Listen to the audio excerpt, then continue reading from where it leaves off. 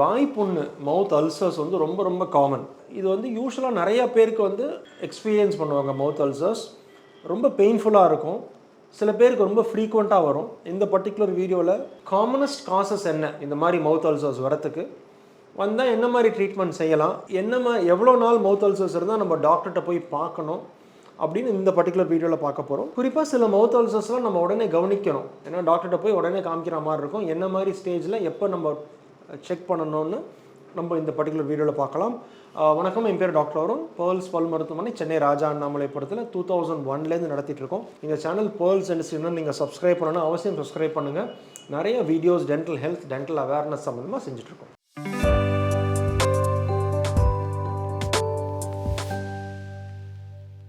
இப்போ மவுத் அல்சர்ஸில் என்ன வாய்ப்புன்னு என்னென்னா, நம்மளோட வாய்க்குள்ளே இருக்கிற ஓரல் மியூக்கோசா, அதாவது நம்ம வாய்க்குள்ளே இருக்கிற சதையில் ஒரு சின்ன கட் ஆர் சின்ன ஸ்பிளிட் இருக்குது. அது நம்ம நாக்கில் இருக்கலாம், ஆர் ஈரில் இருக்கலாம், உதட்டில் இருக்கலாம், எந்த டிஷ்யூவில் வேணாலும் இருக்கலாம். அந்த நார்மலாக இருக்கிற அந்த சதையில் ஒரு சின்னதாக ஒரு பிளவு இருக்குது, ஒரு கட் இருக்குது. அப்படிங்கும்போது அதுக்கு பேர் தான் அல்சர்னு பேர். சர்ஃபேஸ் எபித்தீலியத்தில் ஒரு சின்னதாக ஒரு புண்ணு வரும்.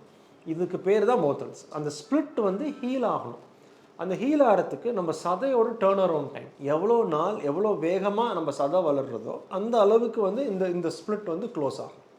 ஸோ மவுத் அல்சர்ஸுங்கிறது இதுதான், இதுக்கு பேர் தான் மவுத் அல்சர். இது டிஃப்ரெண்ட் காமனஸ்ட் காசஸ். நிறைய ரீசன்ஸ் இருக்குது மவுத் அல்சர்ஸ்க்கு. காமனஸ்ட் காசஸ் சிலதெல்லாம் பார்த்தீங்கன்னா, ஒன்று வந்து நியூட்ரிஷனல் டெஃபிஷியன்சி. அப்படின்னா என்னென்னா, நம்ம சாப்பிடும்போது நம்ம உணவில் சில பர்டிகுலர் வைட்டமின்ஸ், குறிப்பாக வைட்டமின் அந்த பி காம்ப்ளெக்ஸ் உள்ள வைட்டமின்ஸ், வைட்டமின் சி காம்பனன்ட்ஸ், சில கைண்ட் ஆஃப் மினரல்ஸ், இந்த zinc and manganese or selenium kind of சில மைக்ரோ நியூட்ரியன்ஸ்னு பேர். நம்ம உடம்புல இந்த வைட்டமின்ஸோ ஆர் இந்த மைக்ரோ நியூட்ரியன்ஸோ குறைவாக இருக்கும்போது நம்ம வாயில் இருக்கிற நோய் எதிர்ப்பு சக்தியாக இருக்கட்டும், ஆர் இந்த உடம்பு ஹீலிங் பொட்டென்ஷியல், அதாவது நம்ம ஒரு சின்னதாக ஒரு ஸ்ட்ரெஸ்ஸார், ஒரு சின்னதாக ஒரு அடிபட்டிருக்கு நம்ம பற்கள் அப்படின்னா, அந்த பட்ட அடி எவ்வளோ வேகமாக ஹீல் ஆகும் அது வந்து இம்பேர் ஆகிடும். அந்த இம்பேர் ஆகும்போது ஒரு அல்சர் வந்து ஆல்மோஸ்ட் 7 to 10 days ஹீல் ஆகாமல் இருக்கும். One of the commonest cause வந்து நியூட்ரிஷனல் டெஃபிஷியன்சி.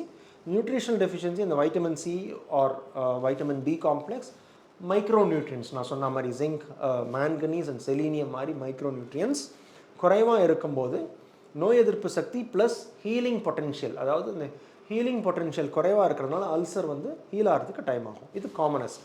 ரெண்டாவது காமனஸ்ட் காஸ் பார்த்தீங்கன்னா அப்படின்னா, எனிதிங் ட்ராமா. டிப்பிக்கல் ட்ராமா எப்போலாம் வரும்? நம்ம கவனம் இல்லாமல் டிவி பார்த்துட்டே சில பேர் ப்ரஷ் பண்ணுவாங்க, ஆர் வேறு ஏதோ யோசனையில் சிந்தனையில் ப்ரஷ் பண்ணுவாங்க. அந்த சிந்தனையில் ப்ரஷ் பண்ணும்போது அந்த ப்ரஷ்ஷோட ஹெட்டு போய் ஏதாவது ஒரு இடத்துல குத்தி அந்த இடம் புண்ணாயிடும். ஸோ ட்ரொமேட்டிக் இன்ஜுரி, இதனால மவுத் அல்சர் வரதுக்கான ரொம்ப காமனஸ்ட் காஸ். சில பேர் வந்து டிவி பார்த்துட்டே சாப்பிடுவாங்க, சாப்பிடும்போது தெரியாமல் கன்னத்தையோ உதட்டையோ கடிச்சுப்பாங்க. யூஸ்வலாக கன்னத்தில் கடிக்கும்போது கடவாப்பல்லு போய் கன்னத்தில் கடிப்பட்டுரும், ஆர் சாப்பிடும்போது உதட்டில் வந்து இந்த கெனைன் பற்கள் போய் உதட்டில் பட்டு புண்ணாயிடும்.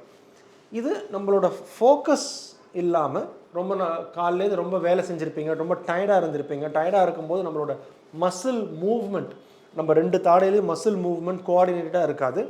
கவனமும் நம்ம சாப்பாட்டில் இல்லை, வேறு எதுலேயோ கவனம் இருக்கும்போது இந்த மாதிரி இடத்துல வந்து நம்ம உதட்டை கடிச்சுப்போம் ஆர் கன்னத்தை கடிச்சுப்போம். அப்போ வந்து வாயில் புண்ணு வரதுக்கான வாய்ப்பு இருக்குது. ஒன்று brushing, tooth brush trauma, or food சாப்பிடும்போது கடிச்சிட்டு இந்த மாதிரி ட்ரொமேட்டிக். மூணாவது கைண்ட் ஆஃப் ட்ராமா என்ன? யூஸ்வலாக டிப்பிக்கலாக என்ன? திடீர்னு காஃபியோ டீயோ குடிக்கும்போது அது சூடு தெரியாமல் ரொம்ப அவசரமாக குடிக்கும்போது அந்த சூடு பட்டு வாயில் புண்ணு வரதுக்கான வாய்ப்பு இருக்குது. டிப்பிக்கலாக பீஸா, அந்த பீஸா சாப்பிடும்போது அந்த சீஸ் பர்ன்னே பேர். அந்த அவசரமாக சாப்பிடும்போது அந்த அந்த சூடாக இருக்கிற சீஸ் வந்து நம்ம அந்த மேலே இருக்கிற பேலட்டில் பட்டு அந்த சீஸ் பர்ன் ஆகி புண்ணாகிறதுக்கான வாய்ப்பு இருக்குது. Either trauma or any injury, chemical பர்னாக இருக்கலாம் ஆர் ஹீட் பர்னாக இருக்கலாம். இந்த மாதிரி பர்னால் கிரியேட் பண்ணுற அல்சர்ஸ்.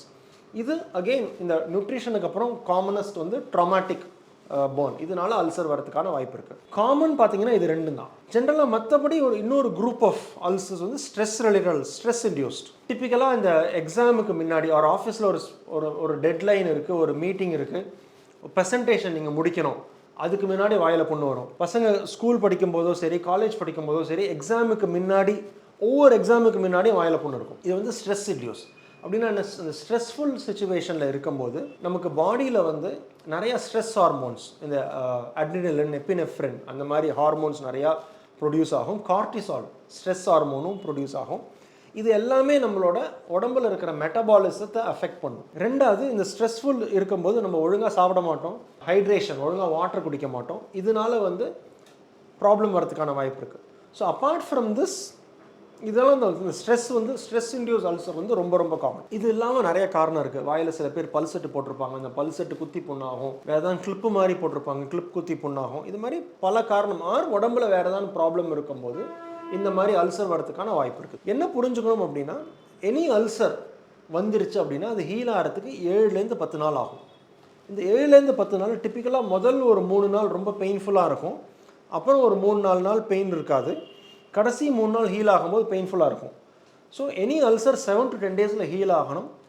7 to 10 டேஸில் ஹீல் ஆகிறதுக்கு முக்கியமாக வந்து இந்த அல்சர் வந்ததுக்கப்புறம் நம்மளோட வாயை நம்ம க்ளீனாக வச்சுக்கணும். இன் டர்ம்ஸ் ஆஃப் ப்ரஷிங் நல்லா க்ளீனாக வச்சுக்கணும். ரெண்டாவது, நியூட்ரிஷன்ஸ், வைட்டமின் பி காம்ப்ளெக்ஸ் சாப்பிட்லாம். நம்ம சாப்பிட்ற ஃப்ரூட்ஸாக இருக்கட்டும், வெஜிடபிள்ஸாக இருக்கட்டும், நிறையா கன்சியூம் பண்ணி நல்ல நியூட்ரிஷியஸ் ஃபுட்டு சாப்பிட்ணும். பி காம்ப்ளெக்ஸ் சப்ளிமெண்ட்டும் சாப்பிட்லாம், வைட்டமின் சி சப்ளிமெண்ட்டும் சாப்பிட்லாம். மூணாவது வந்து ஃப்ரீக்வெண்ட் ஹைட்ரேஷன், வாட்டர் ஒரு ஜூஸோ இளநியோ அதிகமாக குடிக்கும்போது வாய் உலர்ந்து போகாமல் இருக்கும்போது, உலர்ந்து போகாமல் இருந்தாலே வாயில் வந்து புண்ணு வர்றது குறைவாக இருக்கும். அது வந்து தேர்ட் இம்பார்ட்டன்ட் திங் நம்ம பார்க்க வேண்டியது.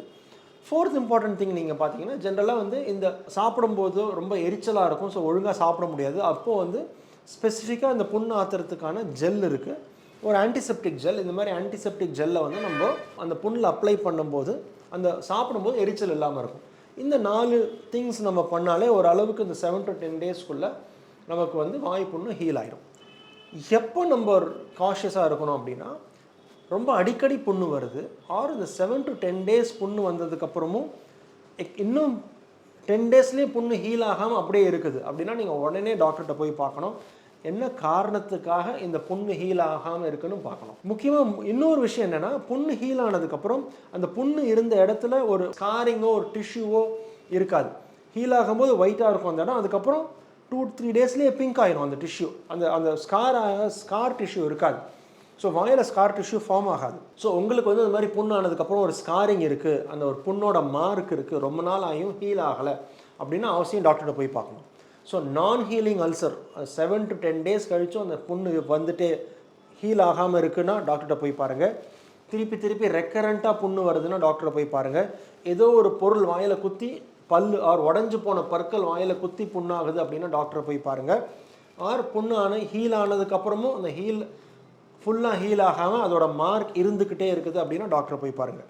ஸோ இந்த வீடியோ பிடிச்சிருக்குன்னு நினைக்கிறேன். ஏதாவது கொஸ்டின்ஸ் இருந்ததுன்னா கமெண்ட் செக்ஷனில் கமெண்ட் பண்ணுங்கள். சேனலை சப்ஸ்கிரைப் பண்ணுங்கள். அடுத்த வீடியோவில் சந்திக்கிற வரைக்கும் டாக்டர் அருண் பர்ல்ஸ் பல்மருத்துவமனையிலிருந்து பேசுகிறேன். நன்றி, வணக்கம் அண்ட் தேங்க்யூங்க.